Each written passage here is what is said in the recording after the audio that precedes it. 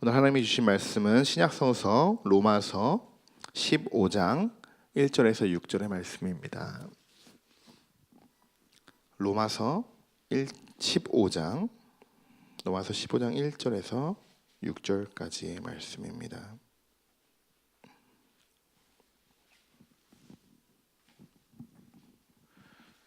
네, 우리 찾으셨으면 우리 다 같이 한 목소리로 우리 1절부터 6절까지의 말씀을 읽어보도록 하겠습니다. 믿음이 강한 우리는 마땅히 믿음이 약한 자의 약점을 담당하고 자기를 기쁘게 하지 아니할 것이라. 우리 각 사람이 이웃을 기쁘게 하되 선을 이루고 덕을 세우도록 할지니라. 그리스도께서 자기를 기쁘게 하지 아니하셨나니 기록된 바 주를 비방하는 자들의 비방이 내게 미쳤나이다 함과 같으니라. 무엇이든지 전에 기록된 바는 우리의 교훈을 위하여 기록된 것이니 우리로 하여금 인내로 또는 성경의 위로로 소망을 가지게 함이니라. 이제 인내와 위로의 하나님이 너희로 그리스도 예수를 본받아 서로 뜻이 같게 하여 주사 한 마음과 한 입으로 하나님 곧 우리 주 예수 그리스도의 아버지께 영광을 돌리게 하려 하노라. 아멘. 오늘 말씀은 하나님이 원하시는 나라, 하나님이 이루시는 나라는 어떠한 나라인지 우리가 함께 살펴보려고 합니다. 우리가 하나님을 믿는 사람들은 누구나 한 번쯤 이런 생각을 해봤을 텐데요. 천국은 어떤 곳일까? 천국은 어떻게 생긴 곳일까? 또 내가 천국을 가면 예수님이랑 또 베드로는 알아볼 수 있을까? 우리가 이렇게 즐거운 상상들을 한 번씩 해보곤 합니다. 저도 아직 천국을 가보지 못해서 말씀을 드릴 수는 없겠지만, 그러나 천국은 우리가 머릿속으로 그려보는 것보다는 훨씬 더, 우리의 상상보다 훨씬 더 초월적이고 우리의 상상을 뛰어넘을 것이라고 이렇게 생각이 됩니다. 성도 여러분, 우리 꼭 하나님 만나서 우리 다 같이 천국행 열차에 올라탔으면 좋겠습니다. 또 우리 주변에 아직 믿지 않은 가족들이나 우리 친지 여러분들에게도 그 복음의 소식을 우리 함께 나누고 함께 구원받는 그런 축복된 가정이 되시기를 소망합니다. 하나님께서 구원의 축복을 우리에게 주신 것은 정말 우리들이 감사해야 하는 부분이죠. 그런데 우리가 그냥 감사하고 끝나는 것이 아니라 받은 복을 우리도 나눠 주어야 합니다. 이것이 전도죠. 전도는 그리스도인으로서의 사명이고 또 필수적인 요소입니다. 우리가 매번마다 또 예수님처럼 살아가겠습니다, 우리가 이렇게 결단하고 고백하지만 예수님이 가장 중요하게 여기시던 사역 중에 하나, 이 말씀 사역, 이 복음 사역에는 우리 모두 한 발짝 물러나 있는 것이 또 사실입니다. 정말 그리스도인으로 우리가 살아가기 위해서는 하나님의 나라를 이웃에게 전하고 함께 구원받는 우리 모두가 되기를 원합니다. 자, 오늘은 우리가 로마서의 말씀을 통해서 천국 백성으로 우리가 이 땅에서 어떻게 살아가야 하는지, 또 이 광야 같은 시대에 어떻게 살아가는 것이 하나님이 원하시는 천국의 모습인지 우리가 함께 말씀을 통해서 나눠보도록 하겠습니다. 우리가 아까 읽은 본문 1절에서의 또 3절까지의 말씀은 헌신과 섬김에 대한 그런 말씀입니다. 저는 지금 수련목이라는 그 목사 인턴 과정을 걸어가고 있는데, 매년마다 감리교에서는 진급시험과 자격시험이 있습니다.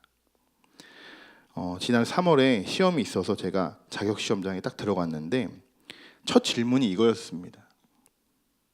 어떤 목사가 될 건가요? 이 질문이었습니다.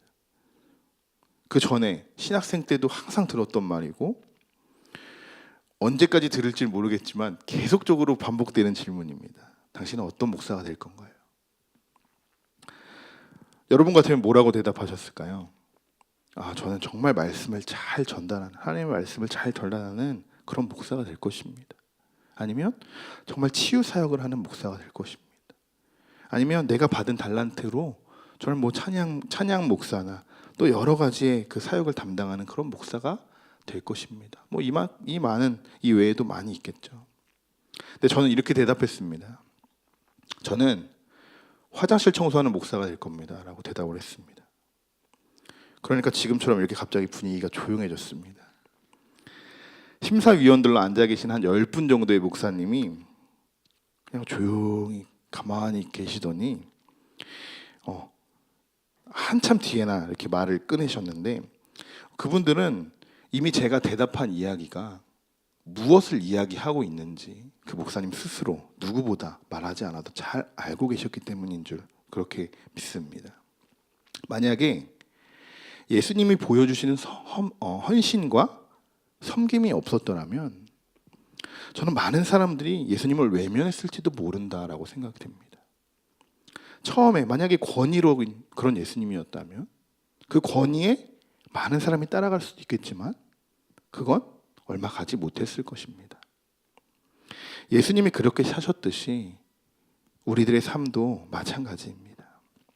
오늘 1절에서 3절까지의 말씀을 보면 우리 자신의 만족을 위한 삶이 아니라 다른 사람을 기쁘게 하는 삶, 이런 삶이 어떠한 삶인지를 지금 보여주고 있는 말씀입니다.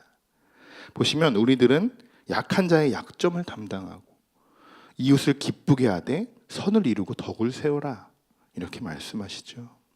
그런데 맨 앞에 이런 말이 있습니다. 믿음이 강한 우리는. 자, 히브리서 11장 6절에 이런 말씀이 있죠.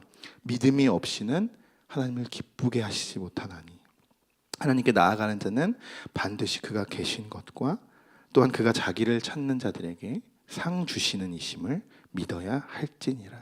아멘. 오늘 본문의 말씀을 아주 잘 보충해주고 있는 말씀입니다. 믿음이 강한 우리 모든 성도 여러분, 오늘 하루도 우리가 이렇게 예배로 시작합니다. 그리고 이 예배가 마쳐지게 되면 우리는 각자의 일터와 또 가정으로 돌아가고 생활하게 되죠. 여러분의 가정과 일터는 여러분에게 어떠한 존재입니다. 어떤 곳입니까? 그곳이 싸워야 할 대상입니까? 아니면 사랑으로 헌신하고 섬겨야 할 대상입니까? 여러분이 더 잘 아실 겁니다. 직장 생활 하신 분들은 직장에서 섬긴다는 것 굉장히 어려운 일이죠. 그러나 오늘 말씀에 나와 있듯이 우리는 믿음이 강한 자들입니다. 그렇기 때문에 믿음이 약한 자들의 약점을 우리가 담당해야 한다. 여기서 약점은 믿음이 없이 흔들리는 그들에게 너희가 가서 먼저 섬기고 그들을 도우라는 말이죠. 믿음이 없는 자들은 연약합니다. 그래서 매번 흔들리고 또 갈대같이 매번 흔들리는데, 그럴 때 여러분들이 그 옆에서 그들에게 위로가 되어주고 그들에게 힘이 되어주고 그럴 때 그들에게 기쁨이 찾아온다는 것이죠. 이것이 우리가 이웃을 사랑하는 방법이기도 합니다. 목회자는 교회의 최고 영적 지도자죠. 그러나 제가 앞서 말씀드린 것처럼 최고의 권위를 내세우기보다는 하나님의 최고의 종이 되었을 때 하나님은 그 교회를 세우시고 일하실 것입니다. 이것이 정말 하나님이 기뻐하시는 일이 아닐까요? 그렇게 될 때 그 권위도 하나님이 높여주실 줄 믿습니다. 여러분도 여러분이 섬길 수 있는 곳, 여러분이 섬길 수 있는 가장 낮은 곳에서부터 그렇게 섬김을 시작해 보시기 바랍니다. 그러면 정말 우리가 알 수 없는 하나님의 놀라운 일들이 여러분 앞에 펼쳐질 것입니다. 자, 오늘 말씀을 어떻게 보면 제일 먼저는 리더들에게 우리가 좀 필요한 말씀이 아닐까 또 이렇게 생각이 됩니다. 저희 교회에도 굉장히 많은 한 수십 명의 평신도 리더분들이 있습니다. 교회에서 목회자 다음으로 섬김의 자세를 갖춰야 하는 분들은 저는 이분들이라고 생각합니다. 지금도 너무 잘하고 계시다고 생각이 되는데, 주일날도 보면 아무도 보이지 않는 곳에서 봉사하시는 분들이 굉장히 많이 계시죠. 너무나도 감사합니다. 그런데 이분들도 또 사람이기 때문에 지치기도 하고 또 때론 시험에 들기도 합니다. 그래서 우리가 더 많이 리더들을 위해서 기도하고 중보해야 하겠죠. 우리 리더분들은 또 세런이나 성도님들에게 더 많은 집중을 하고 섬겨야 하는 것이죠. 그러다 보면 사실 굉장히 많은 에너지가 소모가 됩니다. 시험에 들기도 한다고 말씀을 드렸죠. 그러나 우리가 정말 하나님 앞에 제대로 세워진 그런 리더라면 그 에너지, 우리가 소모된 그 에너지를 어디서 공급받게 되냐? 4절의 말씀입니다. 성경의 위로를 받고 하나님의 소망을 계속적으로 품게 되는 것. 아멘. 리더뿐만 아니라 우리 모두에게 해당이 되는 말입니다. 우리는 하나님의 위로를 받고 살아가는 사람들입니다. 그리고 하나님의 소망을 품고 살아가는 사람들이죠. 이것보다 우리가 더 가치가 있고 중요한 일이 뭐가 있겠습니까?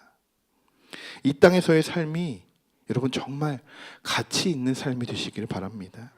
이기적인 삶이 아닌 그냥 약한 사람들을 좀 돕고 보이지 않는 곳에서 우리가 마땅히 기꺼이 헌신할 수 있는, 이웃을 섬기고 선을 이루고 덕을 세우는 우리 주님의 귀한 자녀들이 되시기를 소망합니다.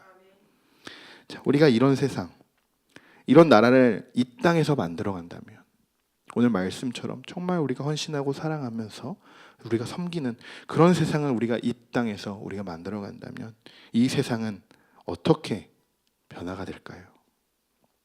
5절과 6절의 말씀입니다. 서로 같은 뜻을 품게 되죠. 그래서 한 마음과 한 입으로 하나님께 영광을 돌리게 됩니다. 이것이 하나님이 우리에게 원하는 모습이라고 저는 생각이 됩니다. 우리가 다 같이 같은 마음, 이것은 하나님의 마음이겠죠. 하나님의 마음을 품고 우리가 다 똑같이 한 입으로 하나님께 예배하고 하나님께 영광 돌리는 것, 우리가 이것이 정말 기쁘게, 하나님을 기쁘게 해드린 일이라고 생각이 됩니다. 처음에는 리더도 있고 또 훈련생도 있고 목회자도 있고 성도도 있습니다. 그러나 나중에는 이들이 그냥 다 수평적으로 동일한 위치가 되는 것이죠. 하나님 앞에서는. 그리고 우리가 다 같이 하나님을 온전히 예배할 수 있는 예배자로 우리가 변화가 된다라는 말씀입니다. 저는 이것이 이 땅에서 천국을 이룰 수 있는 방법이라고 생각이 됩니다. 그렇게 하기 위해서 제일 먼저 필요한 것이 헌신과 섬김이라는 겁니다. 이 안에는 당연히 사랑이 포함이 되겠죠. 사랑이 없는 헌신과 섬김은 존재하지 않습니다. 어제 저희가 중보기도팀과 함께 나눈 말씀 중에 하나를 제가 말씀드리려고 하는데요. 시편의 말씀이었어요. 시편 133편과 134편의 말씀이었는데 그 중에 2절을 축약해서 우리 말씀을 드리겠습니다. 보라, 형제가 연합하여 동거함이 어찌 그리 선하고 아름다운고, 성소를 향하여 너희 손을 들고 여호와를 송축하라. 아멘. 이 말씀이 오늘 이 땅에서 우리가 천국을 이루는 그런 아름답고 하나님의 뜻이 담겨 있는 말씀이라고 생각이 됩니다.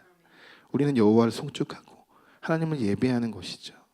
이 아름다운 다윗의 시처럼 우리가 서로 하나님 안에서 연합할 수 있는 방법은 나부터, 나 자신을 낮추고 우리가 이웃을 사랑하는 것입니다. 오늘 여러분의 마음에 사랑과 헌신과 섬김의 마음이 일어나게 될 줄 믿습니다.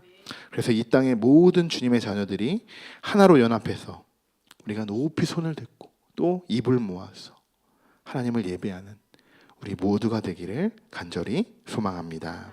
아멘. 기도하겠습니다.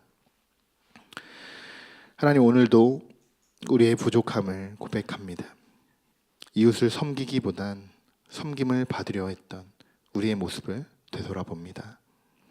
하나님이 원하시는 것은 예수님의 형상을 닮아가는 것이고 그 길을 뒤따르는 것인데 우리는 우리 자신만을 생각할 때가 너무 많이 있었습니다.